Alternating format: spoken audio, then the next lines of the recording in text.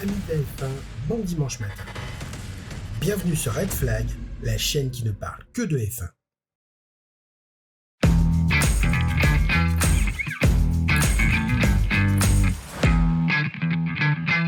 Max Verstappen a un cul. Certes, qui ne vaut pas celui de sa compagne Kelly Piquet, mais un sacré cul quand même. Je m'explique. Dans l'excellent film de Ron Howard, Rush, le personnage de Niki Lauda, remarquablement interprété par Daniel Brühl, explique que son postérieur lui permet de ressentir les moindres imperfections de son véhicule et de la piste. Ce qui est logique, puisque ce ne sont pas les mains des pilotes qui sont plus près du sol, mais bien ses fesses. Ainsi donc, durant les essais, tout comme lors du précédent Grand Prix à Bahreïn, le cul de Max lui avait transmis que sa RB19 souffrait d'un souci de rétrogradage. Ce qui est remarquable quand on sait que le passage des vitesses sur une F1 se déroule en quelques millisecondes. P1 en libre 1, P1 en libre 2, P1 en libre 3, P1 en Q1. La vie de Max était un long fleuve tranquille quand soudain, ce que tout pilote redoute et que les pilotes Ferrari endurent, la panne. Et une panne avec Kelly, enfin bref. Or donc, miracle du direct, Charles Leclerc partira devant une Red Bull, ce qui semblait pour le moins inespéré tant la différence de rythme entre le taureau rouge et le cheval qui broute est importante en ce début de saison. Une bonne seconde au tour, ou presque. Grosse pression donc pour Checo El Mariachi Pérez, qui se retrouve bien seul pour défendre les couleurs anglo-autrichiennes.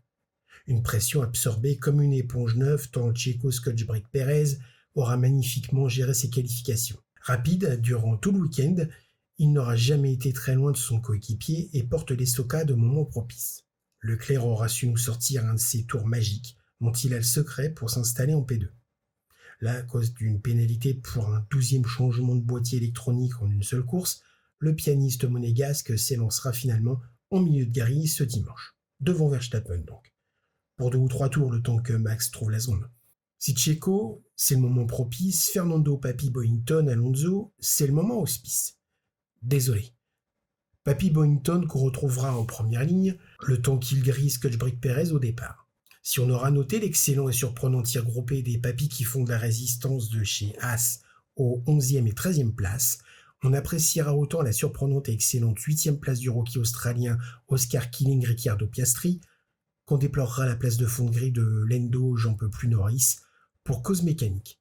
Dommage, le rythme était là. Perso, je serais Christian Horner, Toto Wolff ou Fred Vasseur, je me pencherai rapidement sur ce dossier.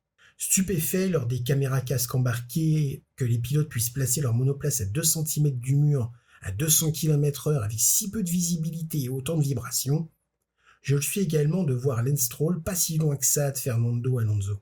Mais bon, 2 ans avec Vettel, ça entraîne.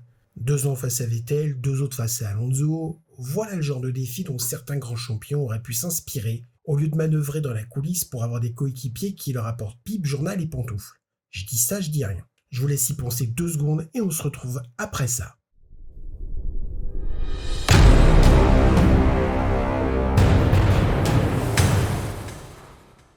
À propos de Lewis Deschamps Hamilton, comme son coéquipier George Russell, il aura fait comme d'habitude, du mieux possible avec ce qu'il a.